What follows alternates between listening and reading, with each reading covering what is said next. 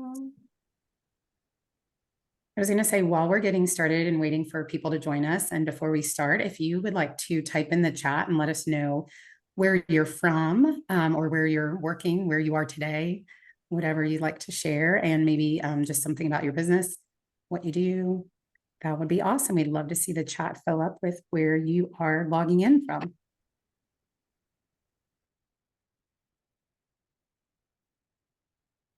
Minnesota, awesome. It's probably getting a little bit colder there. Do you have anyone else from any place else?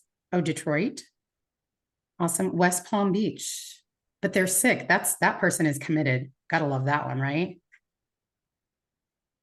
Looks like we have some people from Nashville. I think we saw Georgia maybe there. Vancouver, San Francisco. Awesome. Richmond. We've got some Seattle people, so some more West Coasters, so love it. Thank you for joining us early this morning. And April, you got a shout out from someone saying hi. Hey, Anna. Also Denver.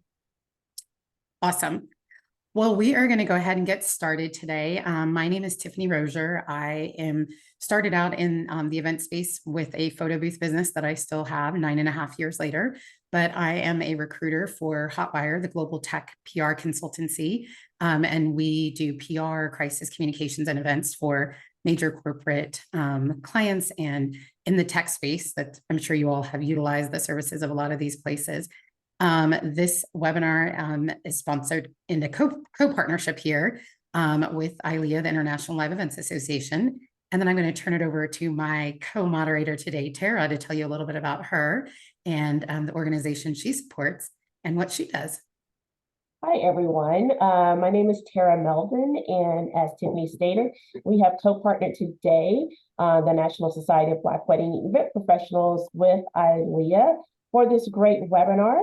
I am the owner of, I have a new name, Signature Concepts, LLC, based here in the Washington, D.C. metro area. I've been in business now going on 19 years here in the D.C. market. And besides, planning events, I'm all about building community with the National Society of Black Wedding and Event Professionals. I am super excited to have you guys here today with us and with all of our talented panelists today. And before we get started here, we want to make sure that we just have a little bit of housekeeping here. And so a couple of things we would love for you to share any questions or thoughts in the chat as we go through today's webinar and hearing from our amazing panelists.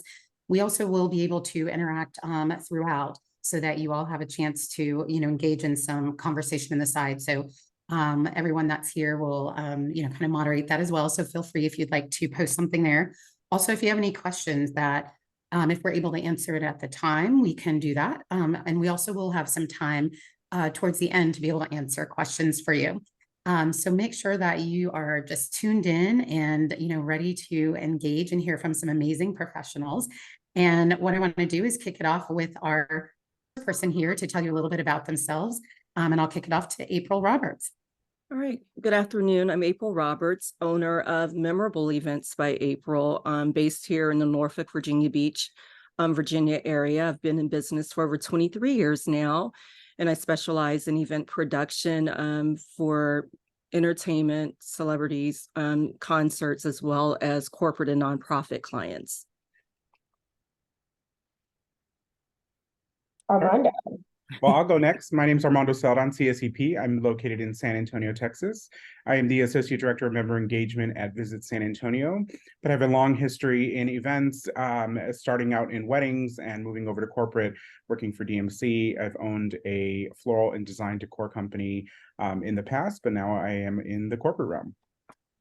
I think next is Tammy. Yes, good morning or good afternoon, everyone. I'm Tammy Dickerson, and I'm the founder and CEO of TBG Events. We are a national full-service event production agency, and we're actually headquartered in Los Angeles, California. We've been in business for 23 years, and we specialize in producing corporate, nonprofit, and entertainment events.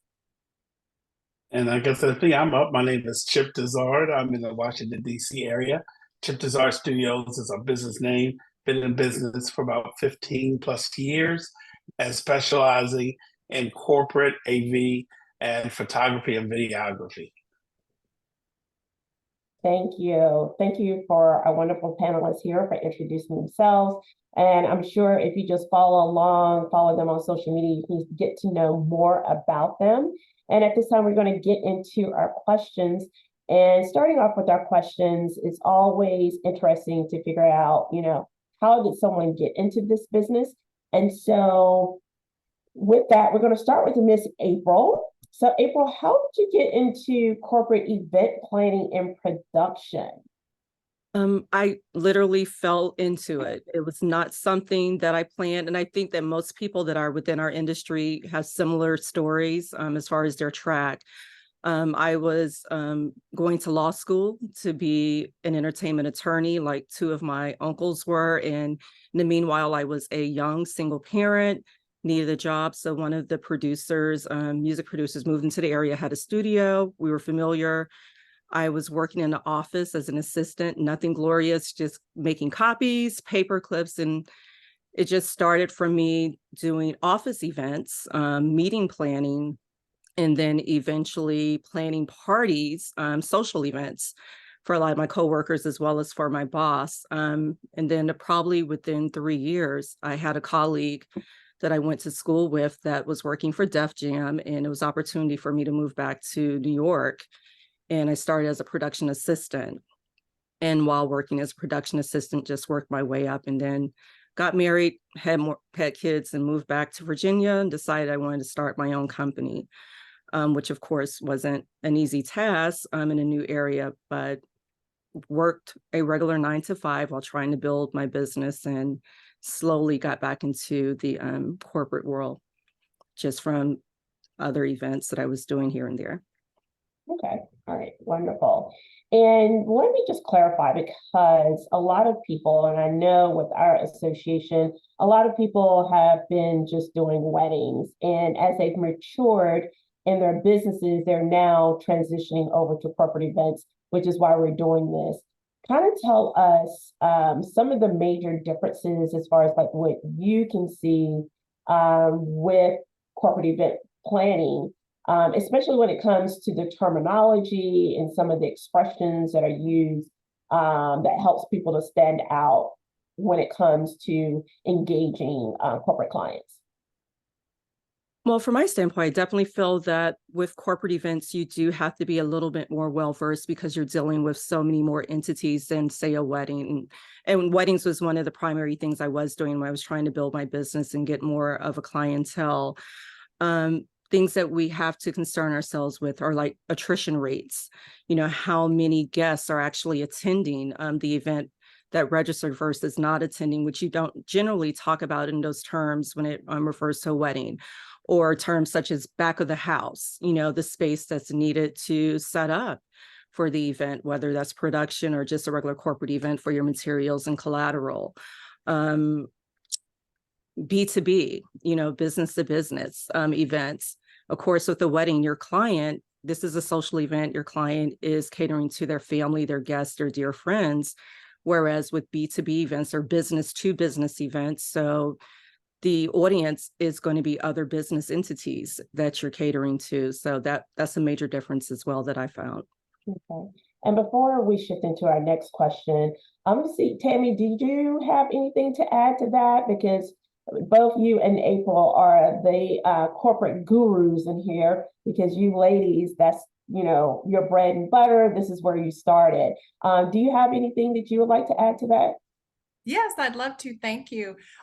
So my background is a little different than April. I actually started in corporate events because I was a former corporate event planner for the Coca-Cola company.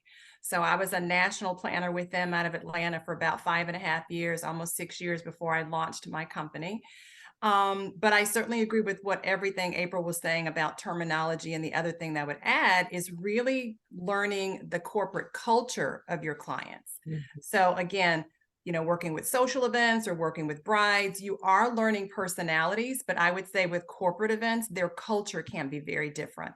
And that's everything from a very formal culture that is, still buttoned up, wearing suits and ties, very formal in terms of how you address people, all the way to, it could be like a Google or Amazon, which is a relatively casual environment. Understanding the terminology within that corporate culture, all the acronyms that they're using when they reference things, so really doing your homework on the mission, the value of the company, who their competitors are. I'll give you just one brief example, and that is that one of our corporate clients is Petco.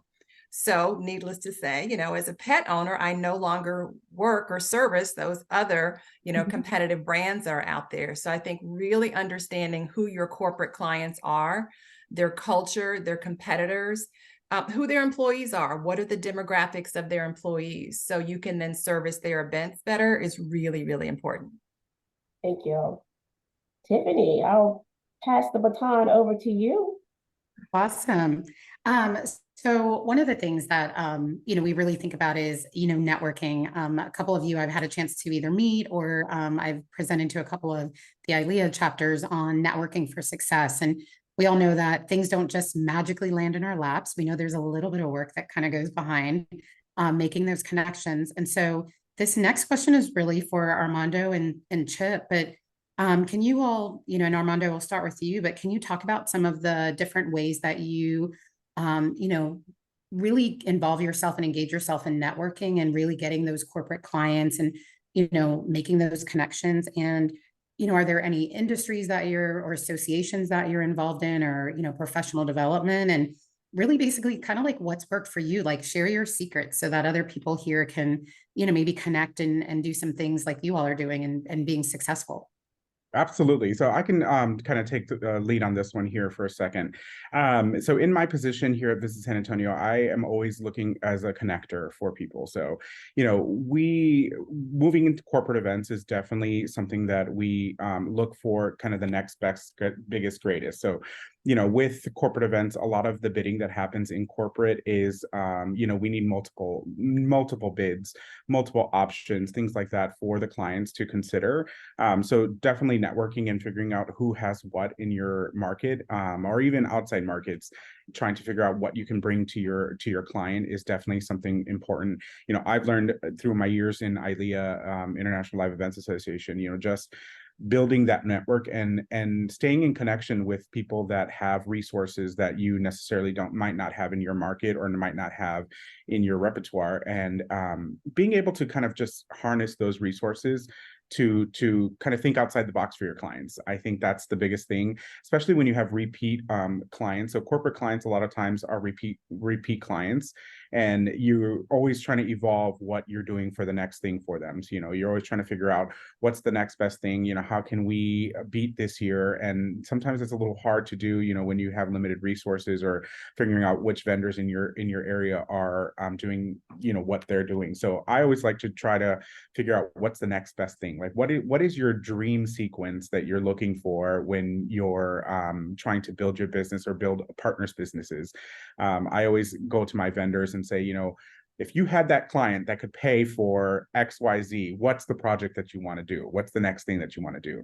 And then as a corporate event planner, we find the client to kind of fulfill that dream. So, I just had a conversation last night at an event where a company was asking like, hey, we want this type of swing chair, and nobody in our market had it. And she's like, I have to rent it from California, bring it out. And, I connected them with a partner that does rentals of that sort. And I was like, hey, I need you to meet this person. They are looking for this. They have a client that's going to pay for it. Would you bring it into your inventory? And just this morning, I got an email that they're buying it now. We'll have it here in Texas. So it's, it's just connections just like that, just to kind of grow and figure out who can I connect you with. And I think that's my favorite part of, working in the corporate space is, being the connector and being able to say, who has what and how can we harness that power to kind of elevate these events. Thank you, Armando. Chip, anything you'd like to add on to that? Well, Armando said a lot. I'm a little new to the corporate space, but what I would say is that even if you're 15 years in, or 1 year in, or 2 years in, whatever business you're in, it's all about your network, right? So we know that.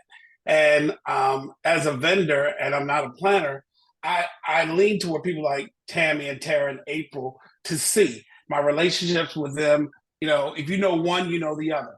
So I met, you know, Tammy through Tara. You know, I know April from the wedding industry. So therefore, they know my work. If one person can vouch for you, then you can get a bid on. Because if Tara, you know, knows Tammy, she can put me in contact with her, and then you know we can have our network that way. So if you're not a planner and if you're looking to get in, my suggestion is that you get to know one of these panelists very well, like I have, and you network the heck out of it.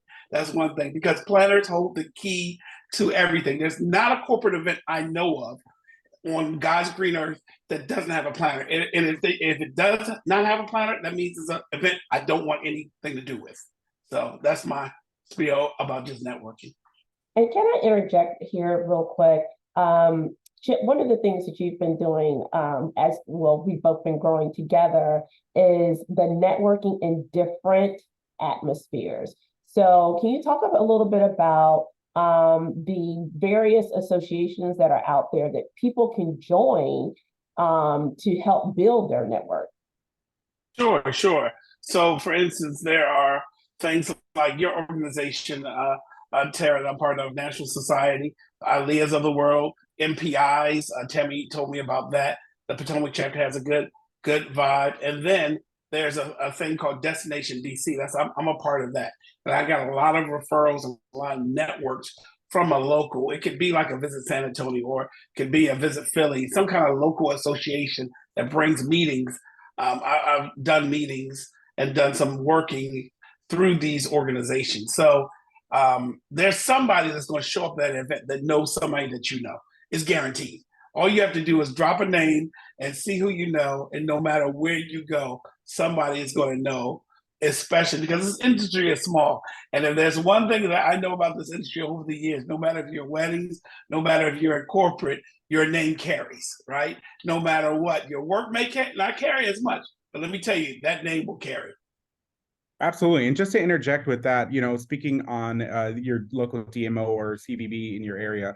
So just like Chip was saying about Destination DC, Visit San Antonio, you know, in your market, there's either a CVB, which is Convention Visitors Bureau, or a destination marketing organization, a DMO, that deals with the conference corporate convention business. So, you know, I always implore everybody, if you're going into corporate events, seek out that resource.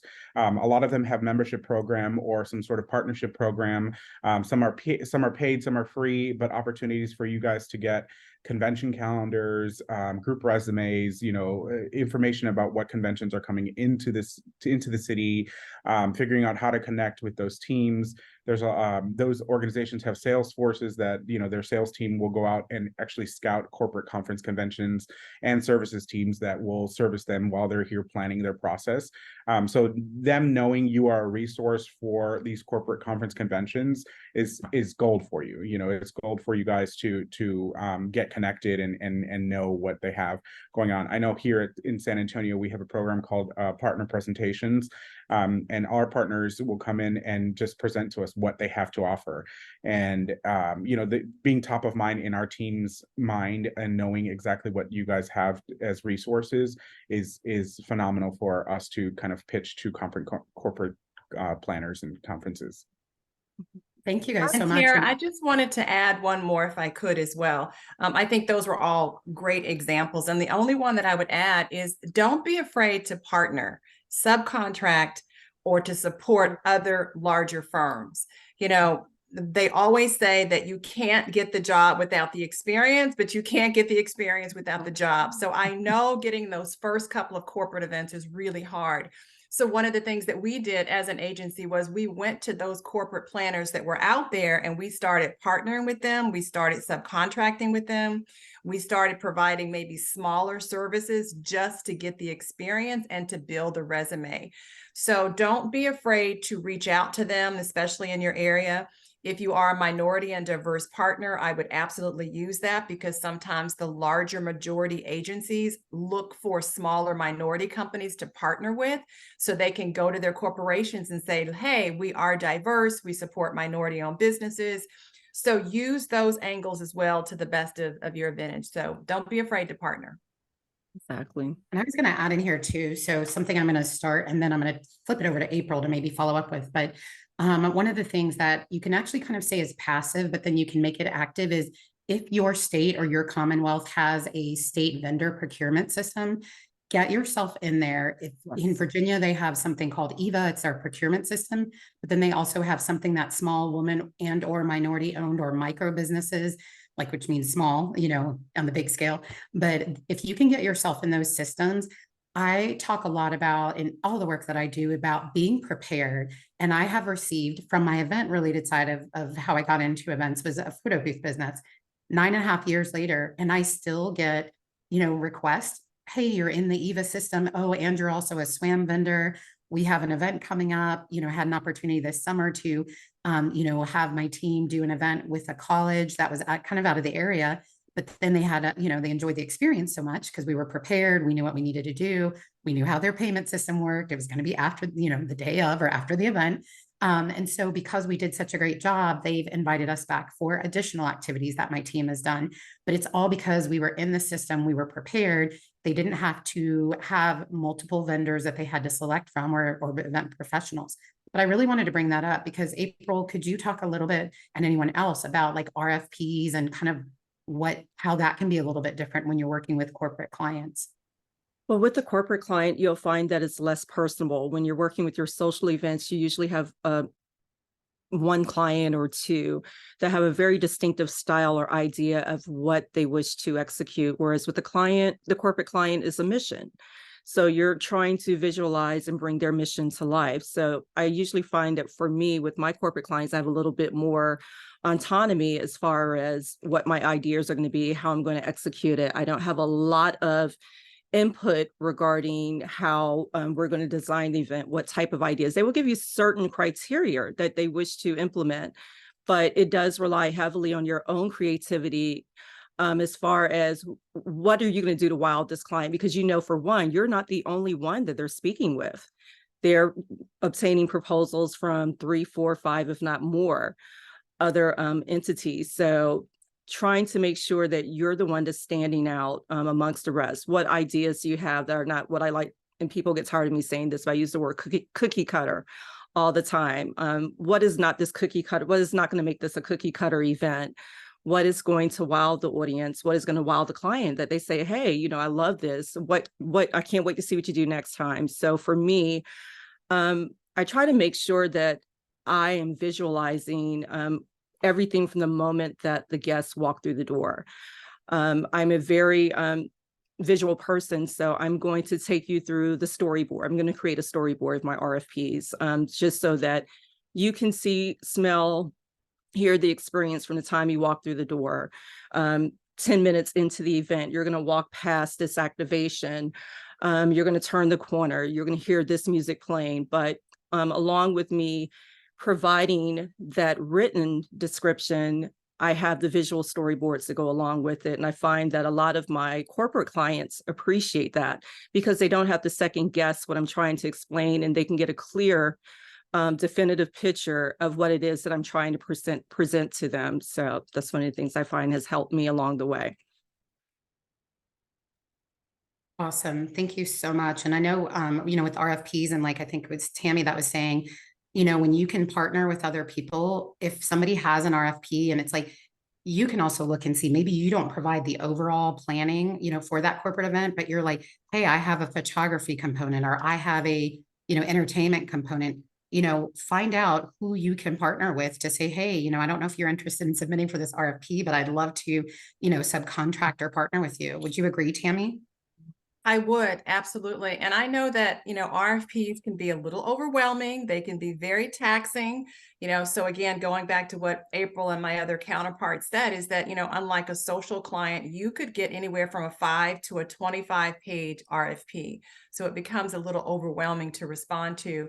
So, little words of wisdom that I would get is that if you receive an RFP, or in all honesty, you can just Google corporate event RFPs and you can get some samples and templates. Just use those. Start to complete a sample RFP so you have one on deck. You know the kind of questions that they're going to be answering or asking. You begin to develop what your answers are going to be. So the next time you get that RFP, you already have what they're going to be asking for, because they're going to be asking for references. They're going to be asking for examples of your work product. They're going to be asking about your company. Some of the RFPs will be asking about your financial stability as a company or organization. So be prepared, as Tiffany said earlier. So get copies and samples of those RFPs and begin to develop them. So as you respond, and you might not get the first one. It might take you 3, 4, 5 RFPs before you even get a call back for an interview. It is a longer process because, to April's point, it's a very competitive business. But, you know, if you don't jump out there and start, then you're never going to get going. So I would encourage you to do that. It's all about being prepared and being ready for this. And, you know, even though you may be bridging over into this new universe of event planning, you know, it's almost like as if when you started with your social or your weddings, you know, you took things step by step until you built up the brand that you have now. So, you know, just be patient. Coming to webinars such as this and going to other educational avenues to build up your brand so that you can learn more and be well equipped to service your corporate clients. And so going into our next question, Tammy was hitting on it as far as, you know, your proposals and your RFPs. Talk a little bit about Tammy, and then we'll throw it over to April. Actually, I'm sorry, this is an April question. In regards to NDAs, waivers, contract agreements, how are they a little different from social events? They are extreme. So, just as with the RFP process is extensive, the contractual NDAs, liability waivers, are very detailed. And I just, for me, because I come from a legal background, I just caution everyone just to make sure you read every single line. And personally, read the contract at least 3 to 5 times, because you'll be surprised. It could be one thing that's in there that you don't even think about offhand. And I think COVID is one of those things that really awakened us to a lot of that within the industry, of how we need to revise our contracts and add certain things on it, or remove certain clauses and waivers. NDAs, for me, plays a major role with the type of clients that I work with. So every single contract, for the most part, that I have, I do have to sign a non-disclosure agreement with my clients. But I also incorporate that within my own business because of the clients that I work with and some of the type of events that I do have to handle. I want to make sure that they have an understanding that if I am working with you on an event, that not only myself, but my interns, my staff, we're going to act within a certain level of integrity as well, that you don't have to worry that we're going to share any of your proprietary information or just any information regarding your event as well.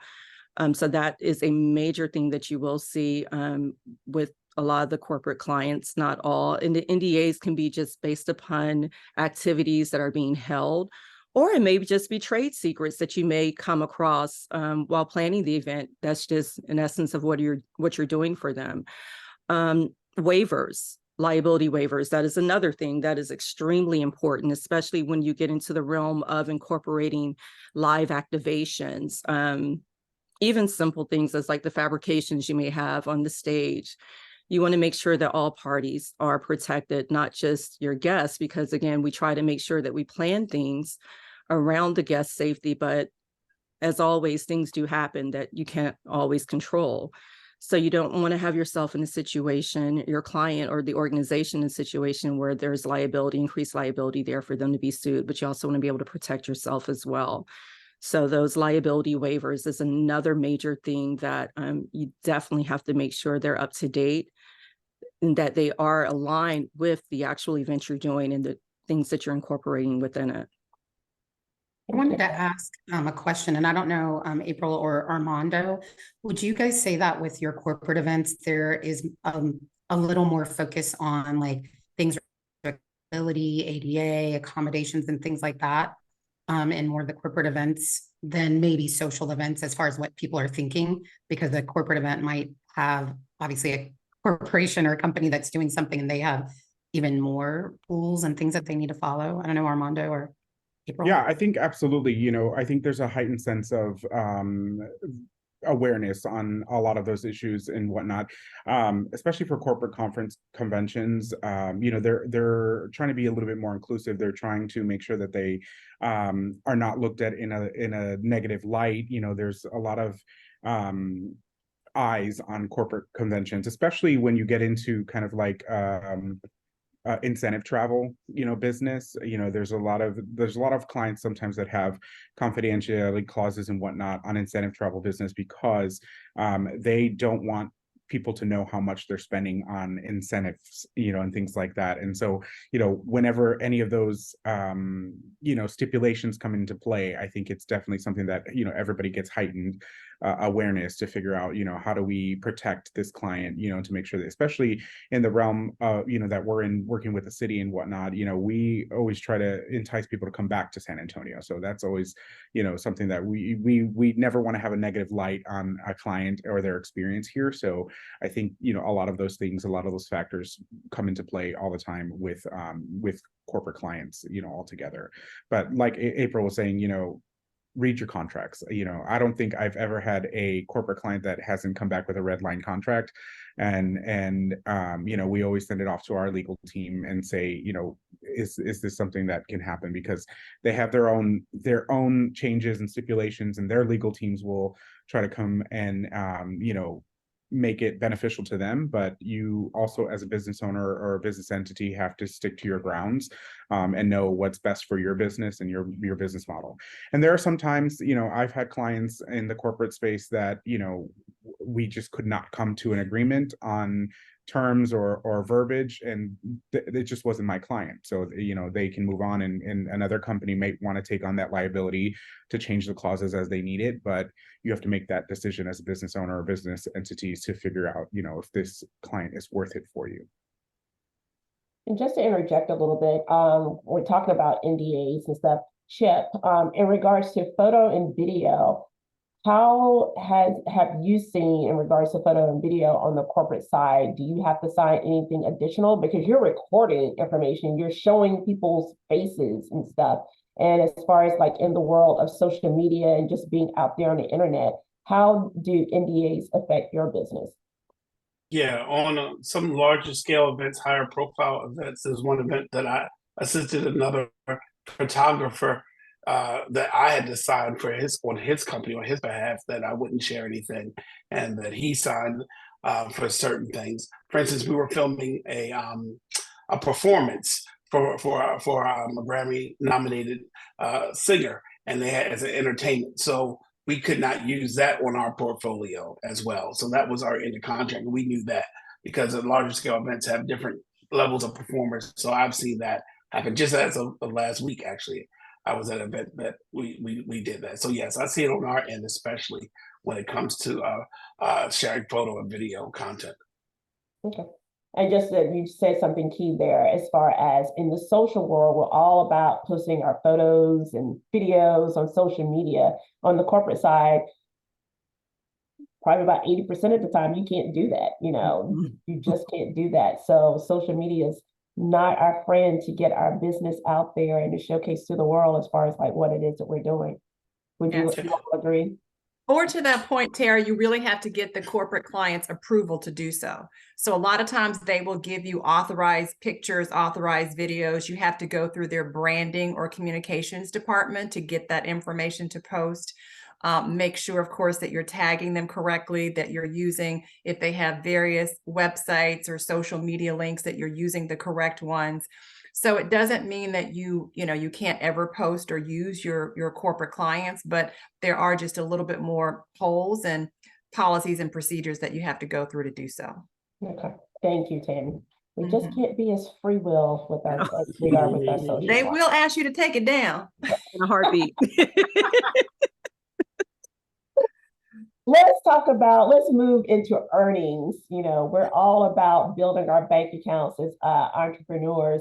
So let's talk a little bit about what is it that we can earn from corporate clients.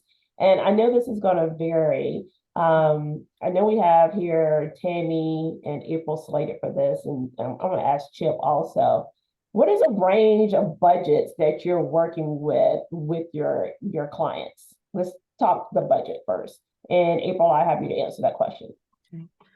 It varies because most people automatically, when you say corporate events, automatically think massive events, conventions, larger scale. But keep in mind that a corporate event can still be an event of 10 attendees.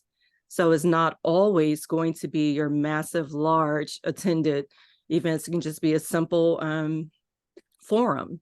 So prime example, Pharrell is one of my clients that I work with through his team Yellow. And I'm one of his producers for Mighty Dream. We had a forum that maybe came to $10,000.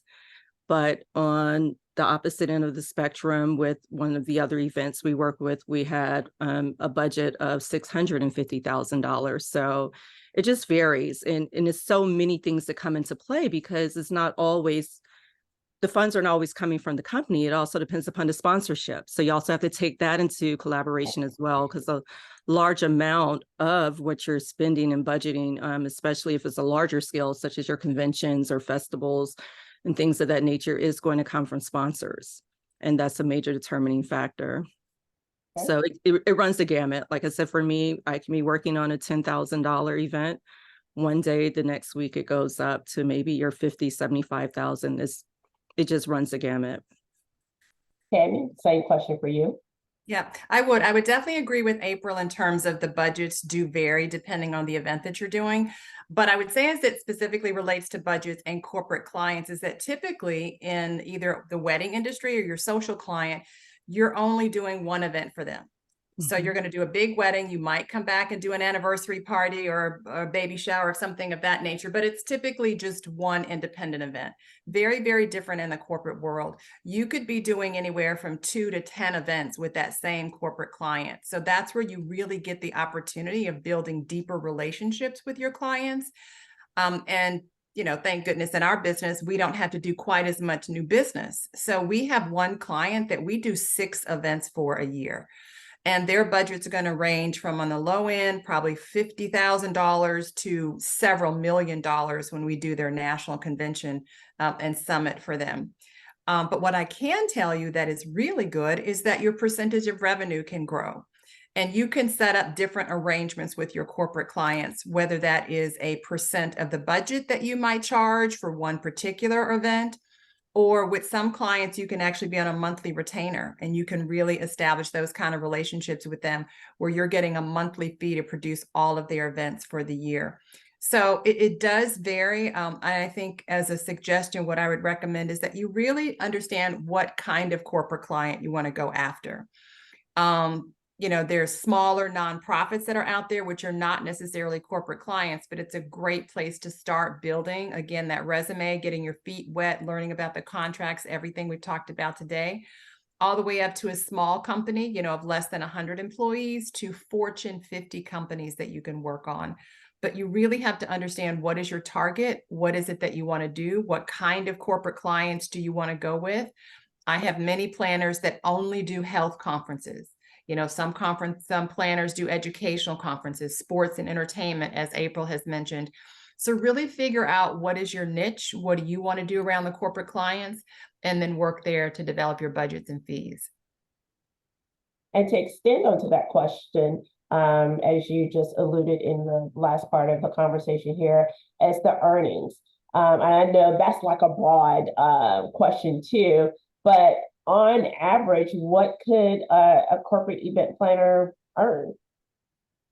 So you can charge a couple of different ways. We charge either a flat rate based on the number of project hours, or the most common way that we charge is a percent of the budget. And we actually have a minimum budget that we work with.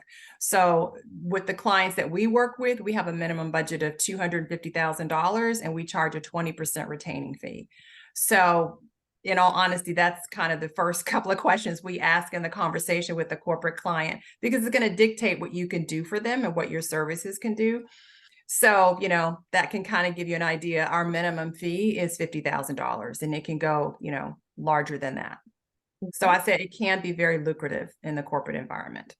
And because it's not their own personal funds, in all honesty, I think to April's point, you're going to take away some of that kind of personal, you know, relationship and tie to the money. You know, when you're dealing with social events and with weddings and things of that nature, a lot of times it is a personal investment.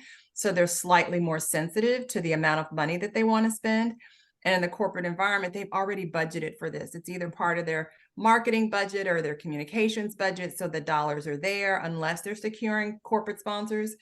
So I don't want to say they're less sensitive to it, but it's not that personal connection with the money.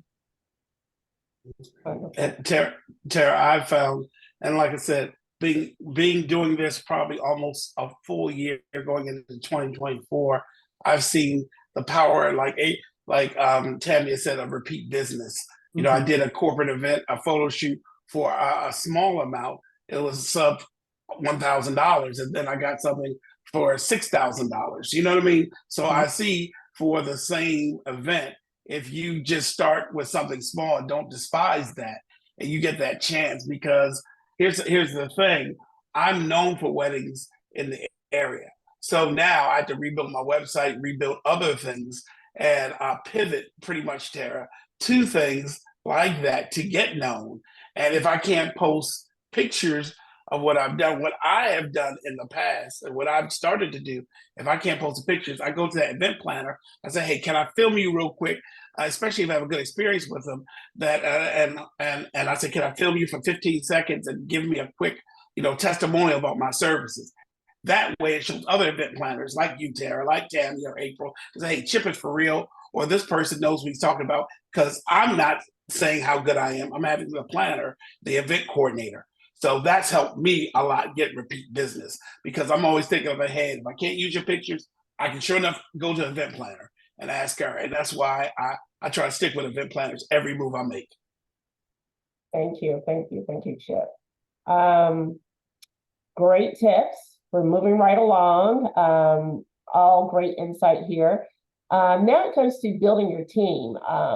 I know as far as Tammy had enlightened us earlier, is that her company, you know, seeks out and, you know, contracts with other event planners to help, you know, with her events.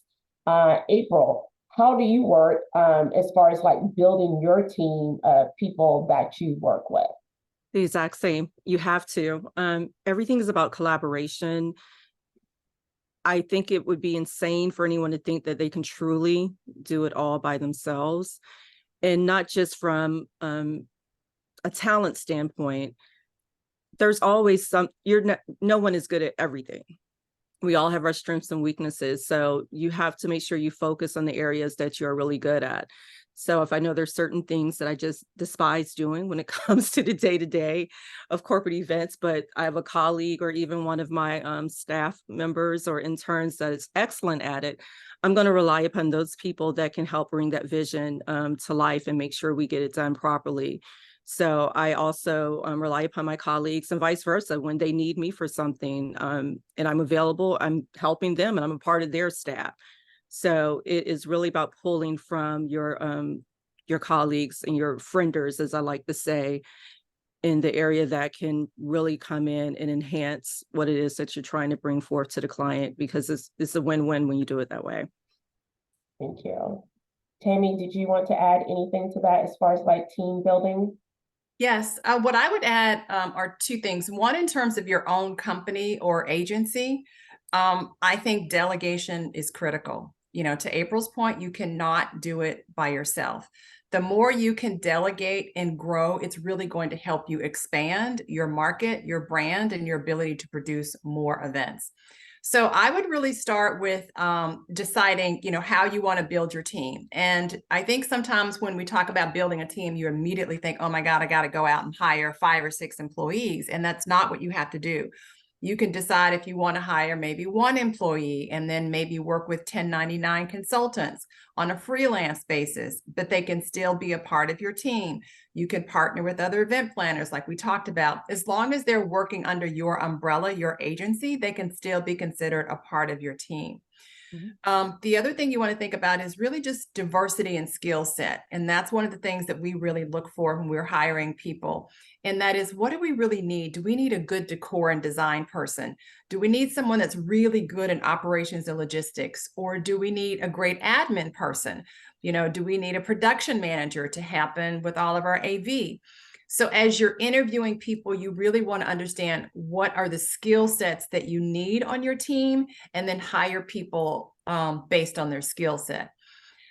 For me, I probably look less on experience and more about just the commitment, because sometimes people can come to the table and say, hey, I've been doing this for 15 years. Well, what have you been doing for 15 years? Who have you worked with for 15 years? What is your passion? Are you innovative? Are you, fresh? What can you bring to the table? And sometimes you can get as much of that with somebody who's been in the business for 6 months, just because they're eager to learn and they're more flexible. So it doesn't always mean experience. It's really just about, niche and how you work together and being able to work well with a team. And I think that's as important with your own team and the partners and vendors and suppliers that you work with. Making sure that how they deliver for you is important, that they have a quality brand, they understand your mission, they understand how you work with your clients. That's really paramount, because to April's point, they help you pull it together from an event perspective. So make sure that you're working with partners that are very aligned with what you do as an agency. Thank you. I'd love to touch on the partner part of it just for a quick second. Being a partner for event planners and whatnot, my partner and I also own a tourism business, and we do tours and experiences. So we work in the corporate space a lot, and the biggest thing that I had found from weddings versus corporate is the bid process. It was very daunting at the beginning. And, at first we were sending out bids and bids and bids. And it was like, are we ever going to get any of this business? And then, and then it would come, it would trickle in. But being the partner and being the resource for our DMC partners that we have here in town, and being their resource to be able to bid as many times as they want, because what I didn't realize at the very beginning in my career was that these people are sending out proposal on proposal on proposal. And sometimes they land, sometimes they don't. Sometimes one piece of it drops off. Sometimes it evolves into something else. So being a flexible partner to your event planners is definitely key, because I don't know how many times I've heard from service providers here in our market that are like, hey, the DMCs are always asking me for XYZ, and it's just always a bid. It's always a bid. It's always a bid.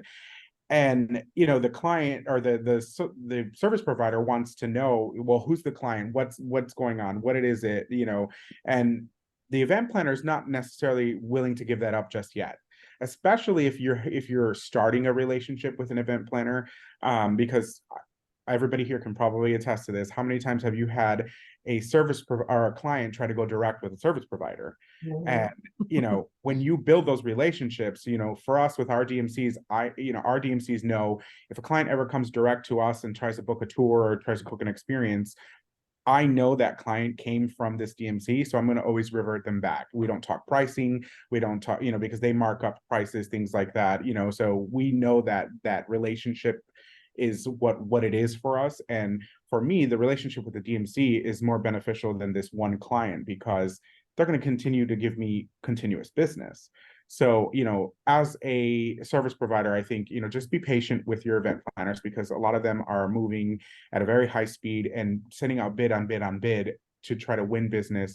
And it's multiple rounds of proposals. It's not just, okay, hey, I need a DJ, or I need a photographer, or I need an experience. It's an overall encompassing experience that they're trying to achieve. And you may fit in this one realm, or we may think this is where we think you fit, but then it evolves into something else, and we can maybe put you in another area, or, hey, this one's not going to work, but I have 10 other proposals that we might fit you in. So just be patient with your event planners, because we're trying to. Awesome. Thank you. I appreciate that. So Patience is key. So what we're going to do here is we're going to do something real quick. Is each of us, including Tara and myself, we're just going to share one piece of advice, like a brief bit of advice, because we know that those like golden nuggets are the things that are the takeaways.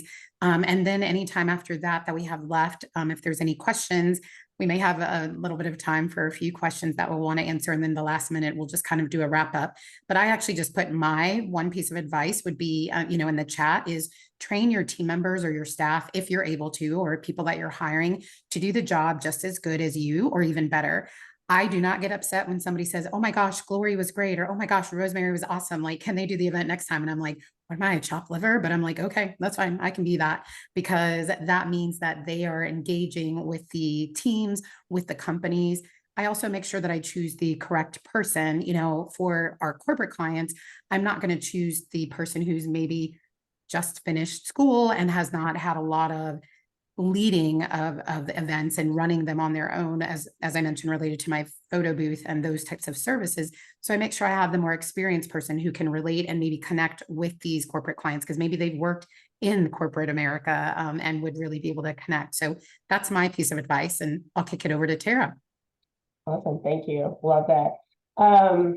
Back-end processes, that's one thing that we didn't talk about, which could be a whole nother conversation. I would just say make sure that you have your back-end processes together. I have found that Honeybooks is not it in the corporate world.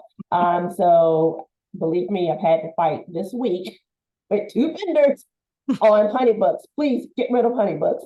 So just make sure that you have your back-end processes together. Make sure that your lingo has changed. Again, for my vendor friends that are out there that are seeing that I'm doing corporate events, they now want to be my vendor partner on corporate events.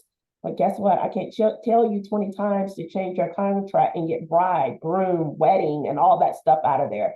So please make sure you do that. And another thing is, Chip had hinted on this, is that now you got to change up your website. No one wants to come to a website and see a lot of wedding couples on there. So make sure you have your website cleaned up, your lingo, and your backend processes.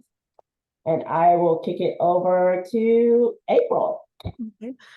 From another perspective, I will just say, especially with converting to any type of event planning, but more so corporate events as well, stay coachable. And mentorship is extremely important. Every phase of my career, I've always maintained at least 2 mentors, one industry mentor and one business mentor. And as my business has shifted, sometimes your mentors will shift. But I think it's extremely important. And you're never too big to volunteer and shadow. I don't care how many events and how many people you've worked with, how many corporations you've worked with, there's always something new to learn. There's always different ways to do things that you may not have been exposed to. So for me, I definitely would say mentorship, and just staying coachable at all times is what's going to really help to propel your business, but also to make you be able to create that, star team that you wish to have.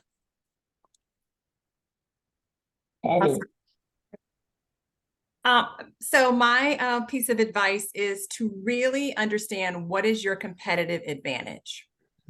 How are you different? I mean, in all honesty, after COVID, everybody and their mother became an event planner. So what are you doing to differentiate yourself from other planners that are out there? What's your competitive advantage? What sets you apart? How are you different? What can you do better? And what is really your niche? And I'll tell you, just from experience, the more you become targeted and you stay in that target lane, the more successful you can become. So for our agency, we focus on multi-day conferences and summits with attendance of from 800 to 1,000 people with a minimum budget of $250,000. That's it. And if you can really figure out what that is, you can become really successful. Wonderful. Chip. Well, when it comes to this and hiring people or partnering with people, one of the mantras I always say, if you're good but you're lazy, I can't rely on you. But if you're committed but you're not that good, I can help you get good. So you need to hire for character and build skills. So I'm always trying to look at people's character that's on my team that I partner with, that I work with, that I partner with planners. And if they look at my character, we look at their character. And even if I don't, even though I'm new to this, I'm not new to the photography, videography area, but I can understand it quickly and we can build together. So I'm always looking for people to build together, looking to partner with people. There was a photographer that Tara, you introduced me to that I already knew that the advice that she gave me already has paid thousands and thousands of dollars. Just one small change on my website with some pictures and some imagery and some text. So I'm really partnering and learning from other people as we grow, because you have to. If not, you'll be stuck in where you always are. So I'm always looking to grow and partner with the right people. Armando. Yes. So I think I've literally been thinking about, what is the one thing I'm going to say? There's so many, but I think the one for me is shameless self-promotion is never a bad thing. So, always, always, always put yourself out there. If you're in a room and you hear a conversation where you think your services are going to be needed, or maybe they don't even know that they need your services. Shameless self-promotion is just, it's never going to be a bad thing to get your name out there, to get your services in front of someone, to really sell yourself. So, I think that's definitely something that I've learned over the years. And make sure you also respond to requests for proposals in a timely manner, because corporate, most of the time they will go with one of the earlier decisions, because they're like, this person is responsive at the very minimum. So, make sure you're on it. Awesome. Somebody's asking a question. So before we answer this question, and then kind of do a few thank yous here, if you all as attendees could just why don't you share a great tip or just a piece of advice that other people could take away here. That would be really helpful as well. And then I know many people have been connecting on LinkedIn and sharing your websites or your social on the chat. So feel free to drop those types of things in there, LinkedIn, social advice that you would want to share to others. And yes, this is being recorded. And so this will be put back out there for people to view. And I know that we'll have it on the website. Tara, I don't know if you all put links to, sessions as well. And so definitely those will be available to you all. And really, we do want to thank you all from, the International Live Events Association, Diversity, Equity, and Inclusion Committee that helped with this event, as well as Tara and the members from the National Society of Black Wedding and Event Professionals. I think I got it right there, right, Tara? But definitely check out both sets of our websites as far as the different activities that we have going on, membership opportunities or other events. Connect with people. I think one of the things that all of us talked about in one way or another is about making those connections and, being supportive and encouraging each other. Chip saying, hey, I can help you out. If you've got that work ethic, hey, he's going to help you out, even though you may not be the best yet, he can help you out. I've had a chance to talk with Tara, and I'm going to be moving soon. I'm like, I'm going to be closer. Like, we should get together, and even though we may not have a chance to partner together on something, we can always still support and help each other out. And so we just really want to thank you all for your time today and being here and being a part of these conversations. Tara, is there anything that you'd want to say to close us out as well? I just want to thank everyone for coming on here today to the ILEA National. Tiffany, Gwendolyn, I see you on here. Thank you so much for this wonderful partnership, and I look forward for us to doing more together. Again, just follow us all, continue to grow, build your communities. And, if you're doing that transition, don't be afraid to be humble, ask for the assistance, and, partner with other people that are doing it right. So that you can get that experience. Exactly. And thank you, bravo to our panelists for being on here, because we could not have done this without you. So thank you so much for your support and taking time out today to share your knowledge with us. Yes. And thank you guys so much for a wonderful afternoon or a wonderful morning.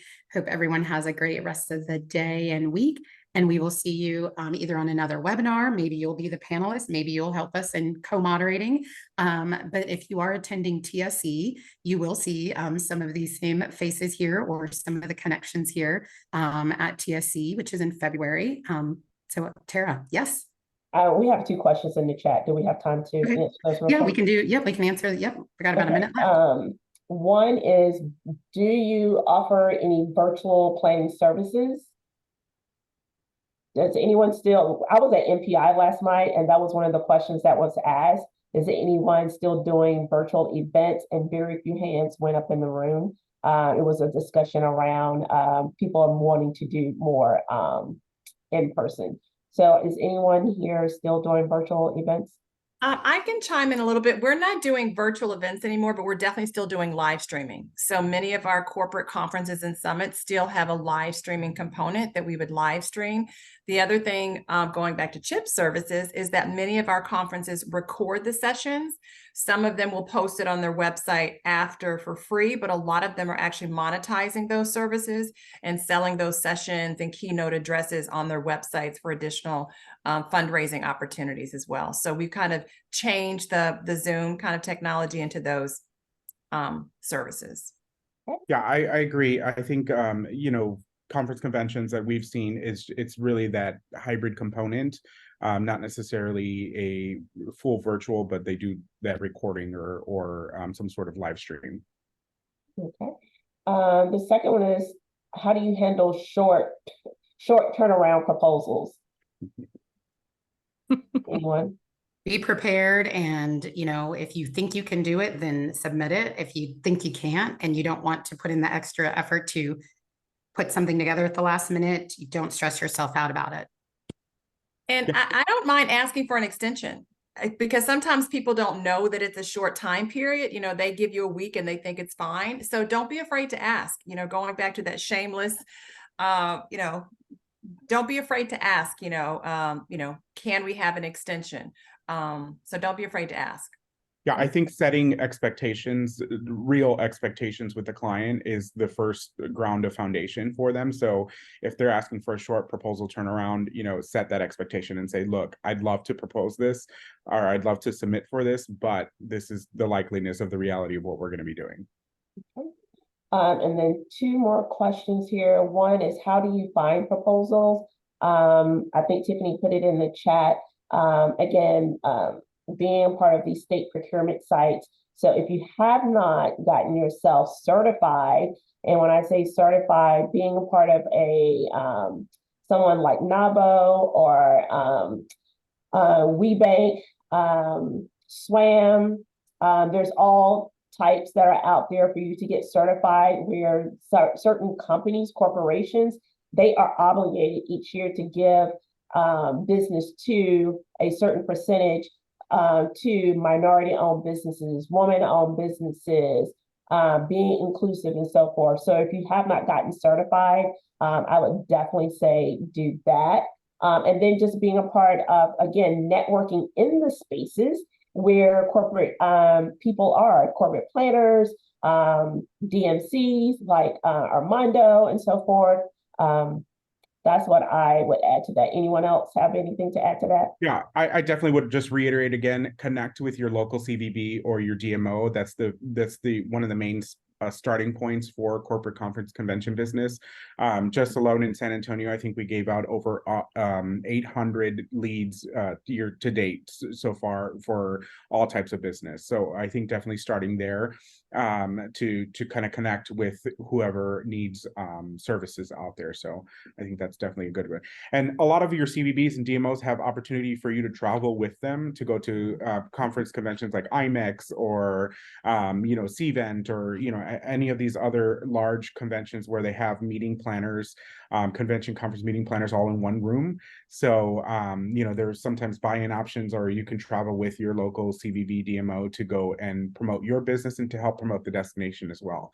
So just tap those resources. If you guys ever need connections for any CVB or DMO, you're more than welcome, happy to reach out. I can connect you with anybody around the country. So then organically also go to your local chamber of commerce events. You're going to network and meet a lot of your local corporations and businesses, some new, some established, but just being there amongst them and being able to talk about what you do directly and find out what their needs are. I found previously in the past that it's definitely helped with me to get a lot of that local corporate market under my belt. So attend 1 or 2 events, even become a member if you so choose, but the local chamber events also help. Okay. Wonderful. Love it. Awesome. Doris, And then, Lucretia, I then think Tara was Lucretia, going to respond to we were mentor. coming to Yeah. you, Lucretia. Hey, Lucretia. Hi. Thanks. Y'all are dropping like major gems and nuggets here. I am like sucking this all up. I canceled like 3 meetings just so I can be on this call. A couple questions I have. First of all, for me, I'm doing corporate, nonprofit, and social events, right? And I have 5 certifications under my belt. The phone is ringing. I have been blessed to do events for NBA, Hennessy. I did one for Victoria's Secret last week. Another marketing agency from that event at Victoria's Secret wants me to do another event. And then I'm currently working on a bid for a local transportation system here in Columbus, Ohio, worth $1.2 million. My question is mentorship. I need it real bad. Who want to raise their hand and take me on? That's number one. Because this is a lot. And when I'm getting these calls from these major corporations and my attorney and I are going back and forth on different things, I feel like I don't know enough. And sometimes imposter syndrome can set in for me. And I don't have anybody I can call and say, look at this RFP. Does this make sense? Look at these notes. Does this make sense? So my first question is mentorship. How do we go after finding someone that can mentor us? Like, I know, some people will say, oh, DM me. And I'm like, well, that's kind of impersonal. You probably get a whole bunch of them. But I am big on relationships. So I'm just wondering, what is the best way for me to attain a mentorship? Because the sister over here needs some help. I mean, just like what you're doing now, just being organic about it. And I think Tiffany can tell you this. I kind of shy away from the word networking because I'm a relationship builder. I really like to form formidable relationships, even down to people that I work with. If I don't get the warm and fuzzies from you, and Chip, I think we talked about this before as well, you can be the best at what you're doing, but if I don't feel a sense of integrity or that I'm really obtaining something from you, I'm not going to work with you. So just how you have just been genuinely yourself saying that this is what you need, that's how I found for myself. I found people in the area or even outside of the area. I used to have to travel. Once I moved back to Virginia, I was going back and forth from Virginia to New York because when I reached out to people here locally and say, hey, I need help. I don't think I have it all together and I don't know everything and I'm trying to learn and make sure I'm doing this thing right. I found that a lot of the people within my network here kind of shunned me away because they looked at me as a competitor. They didn't want to help me or they didn't want me to get to that, level that they had achieved. So for me, I had to go outside of my geographic area just because no one here really was willing at that time. It has changed a little bit since then. But once I was just authentic and I said, hey, I need your help. I see what you do. I see what you have done. And I think that I can learn a lot from you. And I just told them what my needs were. And either, some said no still, even when I ventured out. But there were a few that definitely was like, yes, because I went through the same thing. I needed that. And as an industry, we have to look at it from an industry standpoint. It's not on a single level competitor standpoint. We want to make sure that our industry is strong. I think Tara said it earlier. So many people, especially during the pandemic, became planners because they felt like this was such an easy industry to just jump into it because they planned their little church gathering or their sister's birthday party. Everyone's a professional, planner now, but they don't know what goes into it. They don't want to learn the basics. They don't want to learn, about contracts. So for me, I want to make sure that we are all maintaining the integrity of the planning industry as a whole. So there are people that will say yes. And you just have to keep asking until you find that right person that is willing to. And I'm always open to answer questions for people, share any resources, and just as most people on this panel now. So for me, that's just picking up the phone, sending emails, and you just get to know people over time. Yeah. You never know until you ask, Lucretia. Yeah. What's the worst Absolutely. what's the worst someone can say is no. But hey, you got a 50% chance. It's either yes or no. And the other Mhm. thing I would just add, Lucretia, because I completely agree with everything April said, is that, don't be afraid to just further your education. There Mhm. are a lot of courses that are out there, both online, and many, many universities now offer full degrees in event planning, where many, many years ago they did not. So if you feel like there's a particular area that you're struggling in, whether that's in the contract phase or whether that's in the negotiation phase or just like general terms and terminology that we've talked about today with event planning, don't be afraid to just take a course. Just, there's many, many online courses or in-person courses that you can take just to feel a little bit more educated about it. Certainly pursuing your CMP. There's many certifications out there, certified meeting planners that you might want to proceed. But I think on a mentor, you don't, you can just call and email someone and just say, hey, can I have 30 minutes of your time? I just have some questions, because sometimes people do feel a little overwhelmed because it is a big responsibility to do a mentor. So maybe another suggestion would be that people do for me quite often is, hey, I only need 15 minutes of your time or 30 minutes of your time. That's a little bit of a smaller chunk than to say, yes, I'll be your mentor. And then from there, you might be able to grow with the relationship. And then I would just say, make sure that you are prepared. Okay. And this is not specifically directed towards you, but if that person is so kind enough to give up your time, make sure you're prepared, you're on time, you have the questions, you're really on docket with that. Hopefully that helps. That's helpful. Thank you. My second question is, sometimes when I get an RFP, it really doesn't make sense from an event planner's perspective. It's like someone maybe Googled some things and put it together RFP and sent it out. And I'm like, y'all don't even need half of this, but you need this half over here that you don't know that you need. So when you all are responding to RFPs where like, okay, this is all they want, but I know they need much more than this, and maybe what you're offering or recommending is more than the budget allowed on the RFP, how do you handle that?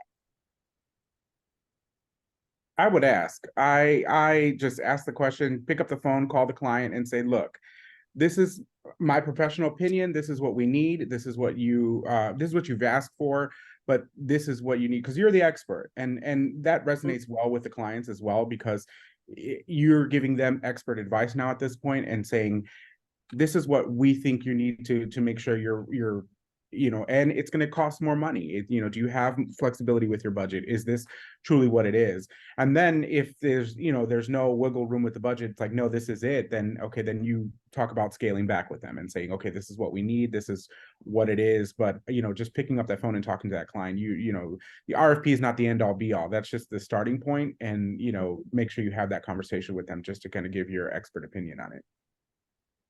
Awesome. So we all know that we are event people and we could all talk probably the whole rest of the afternoon.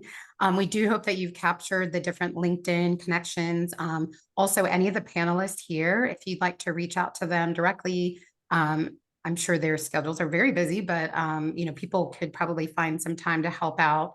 But let's keep these conversations going, like in the online communities or even within our different associations and cross associations. And we're really here to support everyone. So again, thank you all for being here. Thank you to our panel for staying on a little bit longer. We know everyone's got a lot going on today. But thank you again for supporting this webinar, and we'll look forward to seeing you all at future activity and webinars in person and virtually. Have a great day, everyone. Thank you, everyone. everybody. Everyone. Bye-bye. Thank you. Thank you. Bye-bye.